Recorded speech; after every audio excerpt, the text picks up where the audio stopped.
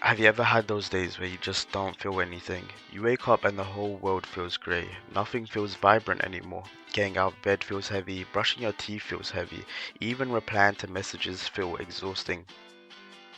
You sit there staring at the ceiling, scrolling for hours, thinking dark thoughts, and everything just feels numb. Not sad, not angry, just empty. And honestly, that feeling might be one of the worst a person can experience. Because at least when you feel sadness, there's a little tinge of feeling alive. But numbness, it feels like you've stopped existing mentally while your body's still there. And I know that feeling well. My name is Sam, and I want to help you get through it. I've dealt with numbness for most of my life, and the weird thing about it is, people around you usually don't notice because you can still go outside sometimes, can't you? You can still laugh sometimes, you can function, but internally, you feel disconnected from everything. You stop caring about your goals, you stop caring about yourself, you stop caring about the future. You just exist. And for years I thought, what the fuck is wrong with me? Because you look around and everyone else seems normal, everyone seems alive. Meanwhile, for you, for us, every day feels like an uphill battle against your own brain. And eventually I realized something important. Numbness usually isn't random, it's survival mode. Your brain is trying to protect you. And let me explain it. You gotta think about it properly. When you go through too much emotionally, your brain adapts. For me, it was everything together. I had problems at home, problems at school, and I failed at things I cared about. I felt ugly, I felt behind, I felt unwanted. I felt like no matter what I touched, I will fail at it. And after enough disappointment, your brain starts shutting things off. Because if you stop feeling deeply, you stop hurting deeply. And that's the point of numbness, is protection. You can't feel disappointment properly if you stop caring. You can't feel rejection properly if you emotionally disconnect from people. You can't feel if you never try. And that's exactly why numbness is dangerous, because it convinces you staying still is safety. But staying still slowly destroys your life. And the scary part is, sometimes the thing that caused your numbness can be years ago. It can be anything. It could have been bullying, it could have been rejection, could have been your childhood, could have been constant failure, could have been loneliness. But your brain remembers the pain and adapted around it. There comes a point where the mind would rather feel nothing than hurt again. And once you understand that, you stop seeing yourself as broken. You need to start seeing yourself as someone stuck in survival mode. And that's the difference. So now I want you to listen carefully. Your numbness is real. Your exhaustion is real. But don't build your identity around it, because that's where people get trapped forever. They start saying, this is who I am, but you gotta realize, no, it's who you adapted into, and adaptations can change. I used to feel sorry for myself constantly. I had shitty parents, I had a bad environment, failed ambitions, no confidence. And seriously, some of those things genuinely were unfair. I mean, think about it. I can't control my parents, I can't control my environment at that age. But eventually you have to ask yourself, okay, now what? Because feeling sorry for yourself for years, it changed nothing. And I know that sounds harsh, but it's true. There are people who go through horrible things and become horrible people. And there are people who go through horrible things and become kind. So eventually you gotta realize, it becomes about your response.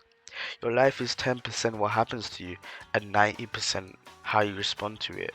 And your numbness, that's a response too. So how do we actually start getting out of this? You know, the first thing I want you to do is, it's a bit weird, but become an absolute weirdo. And I'm serious, because one of the biggest mistakes people make while being numb is trying to instantly become the perfect version of themselves again. And I was the biggest victim of this. I used to do this all the time. I'd feel numb for weeks, then finally I have motivation to suddenly fix my whole life overnight. I'm like, okay, fuck it, I gotta do it. Full gym routine, I try and get perfect sleep, perfect diet, hours of work, you know, the whole shebang. And every single time I crashed harder because I was trying to become the prime me while mentally exhausted. So instead, I want you to be weird. I want you to go gym, to walk in and leave, not even do a workout. I know it sounds stupid, but who gives a shit? I want you to put your shoes on and count it as success. I want you to walk outside for literally a minute. I want you to sit at your desk without working. Why? Because right now you need movement rather than intensity. And people refuse to do small, weird actions because your ego is involved. It's embarrassing, or it doesn't count, or it's pointless. This is what you start thinking, but who gives a shit?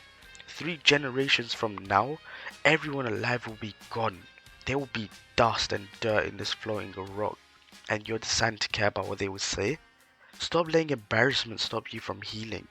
Anything worth doing is worth doing badly. Because numb people don't need perfection. We need momentum. The second thing is reduce the things feeding into your numbness. For me, it was my phone. And I think it is the same for everyone. You got TikTok, Instagram messages scrolling endlessly. And the worst part is, even when there was nothing left to scroll, or I deleted TikTok and Instagram, I would scroll the dumbest shit like emails. Like, are you kidding me? Or old messages, random shit. Anything that helped me avoid silence, because silence forces you to feel yourself. It forces those feelings to come up again, and numb people are terrified of that. So start making tiny environmental changes. Leave your blinds open before sleeping. Put your phone across the room. Leave your bedroom door open. These are small, annoying things that force movement. Think about it. You leave your bedroom door open. You kind of have to get up to get privacy when you wake up in the morning. You leave your blinds open before sleeping. The sunlight starts slapping your face. It's annoying in the morning. So you gotta realize, right now your environment is designed for staying numb. You're laying in darkness, on your phone, you're isolated, you're overstimulated. And then you're wondering why your brain feels dead. Of course it does. Your brain is drowning in artificial stimulation while starving for real life. There's a story I heard once about a man who visited a wise teacher. The man told him, "I feel empty all the time, nothing excites me anymore." The teacher gave him a glass of water and said, "Put salt into it." The man did it, and then the teacher told him, "Drink it." It tasted horrible. Then the teacher took him to the lake and told him to put the same amount of salt into the lake. "Now drink." The water tasted normal. The teacher said, "The amount of pain in your life is the salt. The amount doesn't always change, but the size of your life does." And that's what stuck with me. The pain in your life is salt. The amount doesn't always change, but the size of your life does. Because when you're numb, your whole life becomes your bedroom, your phone, your thoughts. Everything becomes small, so the pain feels massive. You need to slowly make your world bigger again. And the last tip or thing, and this one sounds random, but genuinely, get a pet if you can.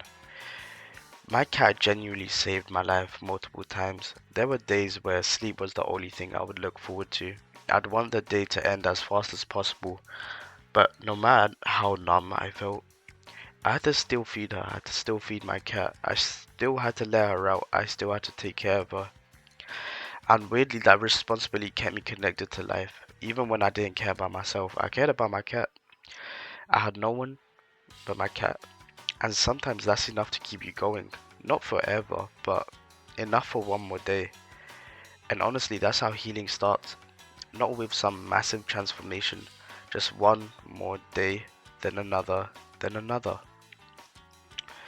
So I want you to listen to me carefully. You're not weak because you feel numb. You're not broken. Your brain adapted to pain the only way you knew how.